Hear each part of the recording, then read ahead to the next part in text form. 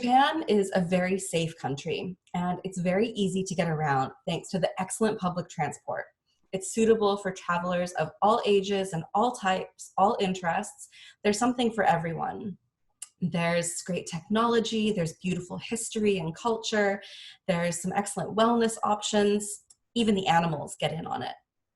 But I think one of the things that really does make people come back again and again is the Japanese spirit of omotenashi. This is the Japanese spirit of hospitality, and it imbues the whole culture of Japan. It's not just in hospitality services. If you go into someone's home, they will serve you omotenashi. If you stop someone on the street to ask for directions, you'll experience omotenashi. And we'll also talk about some of the places where you can best experience it in a little bit. Another common question we get is, when is the best time to go? And really, anytime. Japan is very much a year-round destination. If you travel in spring, there are, of course, the iconic cherry blossoms, but there are lots of flowers other than just those. The peak cherry blossom time is late March to early April in Tokyo, Kyoto, Hiroshima, and sort of the main parts of Japan. It's a little bit earlier in the south and a little bit later in the north. But once you get into mid to late April and May, there are also wisteria and tulips and azaleas. If you're a flower lover, Japan is the place for you. In summer, as it warms up, you can enjoy some great summer festivals, some beautiful outdoor views, some excellent beaches as well. There's definitely a lot going on in summer. In autumn, you start to see the autumn leaves take over the country, sweeping the mountains in reds and golds. This is generally around October, November. This is a great time to get outdoors and do some hiking. And in winter, it's not only for the ski hounds. You see some snow blanketing the country in the higher elevations or the northern parts. And in the southern areas, even subtropical areas like Okinawa, it doesn't even really get cold. There are also some winter festivals and spring festivals and summer festivals. No matter what time of year you visit, there's something to see. I'd like to introduce a few unique types of accommodations in Japan. These are things that you can't really find almost anywhere else in the world. One is the ryokan, a traditional Japanese inn. These range from small mom and pop run places to larger, almost hotels. They often have tatami flooring, and very often you'll also find that they have onsen, hot springs. Now, if the idea of sleeping on the tatami is worrisome to you, many ryokan do actually have Western beds as well. So just check when you're looking to book. Onsen are a great way to soothe the body, especially after some outdoor hiking or maybe after getting out into the snow. They really warm you up. And an onsen is a natural hot spring, so the minerals in it are really great for the skin and bones and body. The next type of accommodation is a shukubo, a temple stay. This is really popular in places like Koyasan, just south of Osaka. By doing a temple stay, you can actually be a part of the temple and experience things like meditation and sutra copying, cleaning the temple grounds and helping to prune shrubs and things. And I suppose it sounds like chores, but it's more about the mindset. And you can also experience some unique monk's cuisine while you're there. The last type of accommodation I want to introduce is kominka. It literally means old houses, and these are old farmhouses.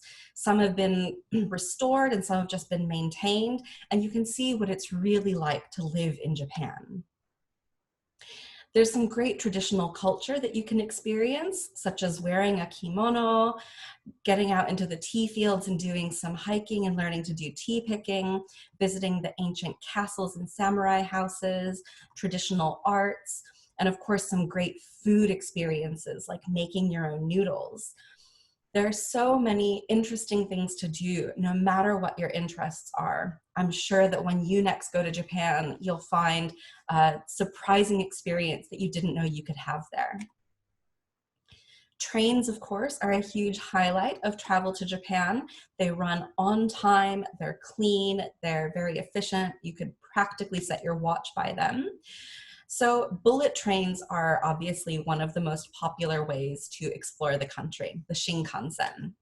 Now, if you want to know what it's like inside, basically in the ordinary class, it depends on the type of train. Some of them have a 3-2 configuration, some have a 2-2. As you can see, there's quite a bit of leg room. There's luggage racks overhead. You can enjoy food and drink on the train, order a bento box, and have your lunch while you're traveling at high speed throughout the country. One of the most popular routes to explore Japan is what we call the Golden Route, and many of the inspiring vacations do take in these key destinations. So a typical Golden Route will start in Tokyo, the glistening metropolis. You'll take in your skyscrapers and your neon lights, maybe get into some of the gardens and one of the temples in the city. Then head down to Mount Fuji. If you're going to Hakone or Lake Kawaguchi, you can see the beautiful mountain reflected in the water, or to do a hot spring onsen ryokan stay here. Then take the bullet train down to Kyoto, take in some traditional culture and traditional architecture. Then the bullet train a little further down to Hiroshima, take in some modern culture. Don't visit just the A-bomb dome, but also Miyajima Island, where deer roam free. Then to wrap it up, take the bullet train back up to Osaka, sort of the Western Japan answer to Tokyo, kind of a different feel, and this is known as the B-grade cuisine capital of Japan. So eat your heart out in Osaka. Now, I could talk about any of these destinations in great depth, but I want to highlight just a couple. First, Kyoto and Tokyo. So Tokyo first. Tokyo is in Eastern Japan, and some of the must-see sites for a free day or few days in Tokyo are, of course, the Tokyo Disney Resort, which has the only Tokyo Disney Sea theme park in the world, Tokyo Skytree and the Asakusa area, which is a great juxtaposition of old and new. Hamarikyu Gardens. Tokyo is not only skyscrapers. There are some beautiful green areas in the city. But if skyscrapers are your thing, Shinjuku and Shibuya are a must. Meiji Shrine is in that same area, but is a beautiful green oasis. And actually, Mount Takao is part of Tokyo, but it is a mountain that you can do some great hikes and even an onsen visit in. Team Lab Borderless is the latest craze for its projection mapping art. You wander through this open plan museum. There's no particular path to follow, and enjoy the great lights. And of course, the Sumo Museum. Down in Kyoto, some of the must-see sites over here in Western Japan include the Geisha district in Gion, a lot of the temples and shrines such as Kiyomizu-dera, which is pictured in the back here, Kinkakuji, the Golden Pavilion, and Ginkakuji, the Silver, Nijo Castle, the Philosopher's Path, which is especially beautiful in cherry blossom season, but also very peaceful and gorgeous throughout the rest of the year as well. The Arashiyama Bamboo Grove, and Fushimi Inari Taisha, which is that great row of the torii orange gates, like the ones you can see behind me here. Another destination I'd like to talk about is an area you may not have heard of, called Tohoku. Tohoku is in northern Japan, northeastern Japan, basically north of Tokyo. It's made up of 6 prefectures, and there are some inspiring vacations trips that do visit these areas. I'm going to highlight just one thing from each prefecture. So Aomori is known for Hirosaki Castle, this beautiful castle, especially in cherry blossoms. Akita Prefecture is known for the samurai town of Kakunodate, which is pictured in the back. Iwate Prefecture is known for its great nature, such as Geibike Gorge and Hiraizumi, which is a World Heritage Site. Yamagata Prefecture is definitely best known for its beautiful onsen in Ginzan Onsen. Miyagi Prefecture is very well known for Matsushima Bay, where you can do a bay cruise among the islands here in what is known in Japan as one of the 3 great views in Japan. Fukushima Prefecture has some excellent history, such as Ouchi-juku, where you can wander through the townscape like you're in feudal Japan and try the unique soba, which you eat not with chopsticks, but with a giant leek as your utensil. So as you can see, lots of interesting things here. These are just a few of the highlights. I do hope you'll consider visiting Tohoku. Next is Kyushu. This is southern Japan. This is the last area I'm going to highlight today, but just to give you a really quick overview, again, just one key thing from each prefecture here. In Nagasaki, Gunkanjima, known as Battleship Island, was made famous in the James Bond film Skyfall as the villain's lair. Saga Prefecture is a ceramics mecca. There are 3 unique types of ceramics, including porcelain and earthenware. And if you like ceramics, this is definitely the place to go.